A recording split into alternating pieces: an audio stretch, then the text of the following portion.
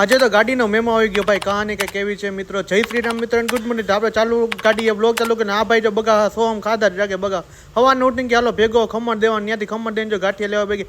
હા વણેલા ગાંઠિયા બન્યો ભાઈ મજા એવા બનતા હતા. તો આપણે જો પછી ગાંઠિયા લઈને નીકળી ગયા ઘર બાજુ.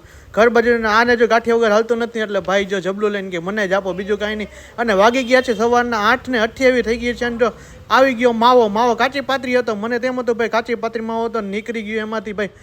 મારો તો પોપટ થઈ ગયો, એમાંથી નીકળો સંભારો. ઓય આપણું મૂડ ખરાબ કરી નાખ્યું કે આવો માવો પહેલી વાર જોયો. અને કાંઈ વાંધો નહીં. અને બેસી ગયા ગાંઠિયા ખાવા, સંભારો અને સાથે જે ચટણી અને મસ્ત મજાના મરચિયા છે ગરમા ગરમ, અને ભાખરી ખાવા ભેગી. જો મારી ઢીંગલી ઉઠી ગઈ હતી સવારમાં રમવા મહિના પીછેથી. તબિયત મારી ઓચિંતાની બગડી ગઈ ને આપણે પી લીધું લીંબુ શરબત પીને ભાઈ એમ થયું કે ના ઘડીક રાહત મળી. લીંબુ શરબત પીતો જ ગયો. ભાઈ બેન ભાઈ બાજે જો